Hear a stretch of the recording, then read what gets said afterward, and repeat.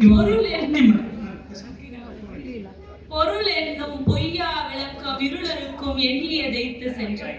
அதாவது பணம் தான் அணையாத விளக்கம், எல்லா இருள்களையும் போக்கும் பணம், அதுதான் அணையாத விளக்கு, அதை சேர்ப்பதுதான் கடினம் என்று 2000 ஆண்டுகளுக்கு முன்பே எங்கள் அணிக்காக வாதாடி சென்ற என் ஐயன் வள்ளுவனுக்கு என் முதல் வணக்கம். காசு என்னும் மொழிதான் கலையை வெளிச்சத்திற்கு கொண்டு வரும் பழங்கரை விளக்கம், அந்த காசு சேர்ப்பதுதான் மிகப்பெரிய சவால் என்று எங்கள் அணிக்காக தீர்ப்பு வழங்க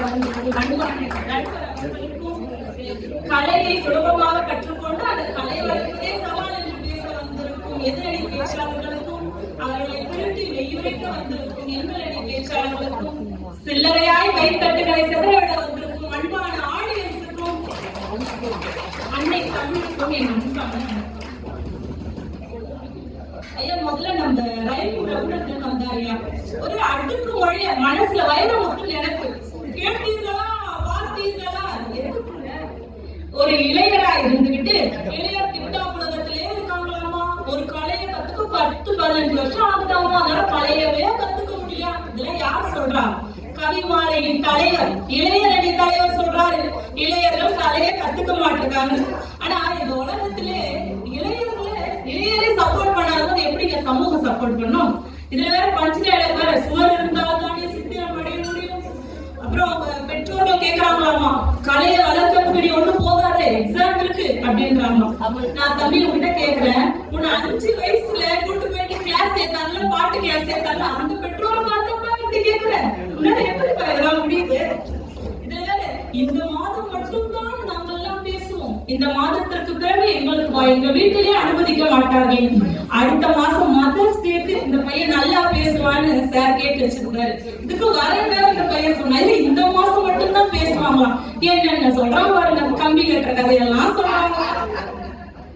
பெற்றோர்கள் இந்த காலத்துல பெற்றோர்கள் எப்படி இருக்காங்கன்னா, அபிமன்யு மாதிரி வரணும்னு கருத்து லட்சத்தை ட்ரைனிங் கொடுக்க ஆரம்பிச்சிடறாங்க. ஐயா நீ வந்தா மட்டும் போதும்னு சொல்ற மாதிரி குழந்தை பிறந்து 6 மாசத்துல இருக்கிற 64 கலையும் சொல்லி கொடுத்துறாங்க. பரதநாட்டியம், கதகளி, குச்சிப்புடி, மேளம், தாளம், பேச்சு, நடிப்பு எல்லா கலையும் சொல்லி கொடுக்குறாங்களே. இதுக்கெல்லாம் என்ன தேவை? காசு தேவை. அது ஒரு குழந்தையா இருந்தா கூட பரவாயில்ல. சிங்கப்பூர் வர குழந்தைய பெத்துக்கோங்க ஆஃபர் கொடுக்குறோன்றாங்க. சரி, ஒரு 3-4 குழந்தைய பெத்துக்கிட்டா எத்தனை கலையை சேர்க்க முடியும் சொல்லுங்க? இல்ல பக்கத்து வீட்டுல பரதநாட்டியம், எதிர் வீட்டுல குச்சிப்புடினா எத்தனை இதுல காசு எங்க கிடைக்குது? இது வேற அவங்க வீட்டுல மரம் பணம் மரம் இருக்கு, எல்லார் வீட்லயும் அப்படி இருக்குமா சொல்லுங்க? அடுத்து நம்ம காந்த குரல் நாயகன் பிரபு, அவருக்கு இன்னொரு பேர் கூட இருக்கு, வில்லுப்பாட்டு வித்வான். சமீபத்துலதான் அவங்க ஆசிரியர்கிட்ட அவ்வளவு சுலபமா வில்லுப்பாட்டு கத்துக்கிட்டு நீங்க அந்த சவாலே கஷ்டம் நம்ம கிட்டே வீணா வாசிக்கிறாரு.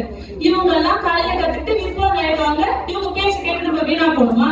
என்ன தம்பி இதெல்லாம்? கலைஞர்களை காயப்படுத்தாதீர்கள், நீங்கள் அவர்களை காயப்படுத்துவது கலை என்றும் ஓயவில்லை. அதுதான் நாங்களும் சொல்றோம், கலை என்னைக்குமே வளர்ந்துட்டு தான்ப்பா இருக்கு. டப்பு தான்ப்பா சேர மாட்டேது தம்பி, அதை பிடிச்சிக்க மாட்டேங்குது.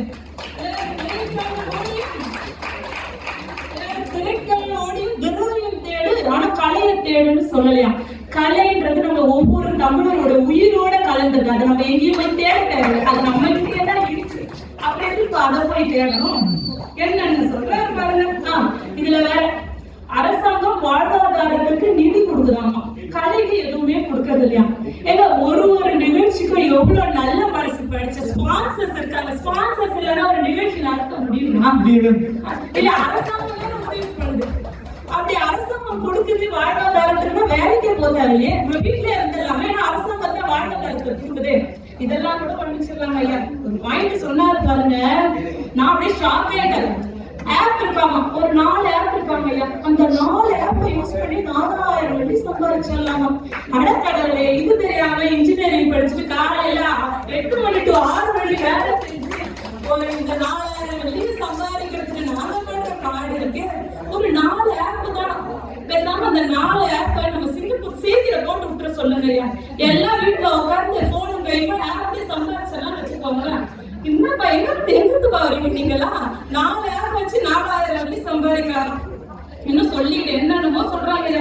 இது குறுப்படம் எடுக்கிறதெல்லாம் வந்து ரொம்ப ட்ரெண்டிங்கா இருக்காங்க. அவர் நம்ம ராக்கெட் இருந்து குறுப்படத்துலதான் அவரோட பேனர் நீங்க லிட்டில் இந்தியால போனீங்கன்னா வீரமாக்காளியம்மன் கோயில் மிக அருகில் அவரோட பேனர் இருக்கும். அதே போல சாதனை புத்தகத்துல வேற இடம் பிடிச்சிருக்காரு. அவர் மட்டும் பேனர்ல வருவாரா, சாதனை புத்தகத்துல இடம் பிடிப்பாரா? ஆனா நம்ம மட்டும் பேனரை பார்த்துட்டு அவர் போஸ்டுக்கு லைக் போட்டு டிக்டாக்ல ஷேர் பண்ணிட்டு இருக்கோம். நீங்க மட்டும் நினைக்கிறீங்க ஆனா மொத்த இளைஞர்கள் சும்மா உட்கார்ந்து 1 மில்லியன் வியூஸ் வேணும். உங்க பேனருக்கு 1 மில்லியன் வியூஸ் வேணும் நீங்க நினைக்கிறது தப்பு இல்லை. ஆனா மொத்த இளைஞர்கள் வளரணும்னு சொல்றீங்க பாத்தீங்களா, அதுதாங்க கஷ்டம்.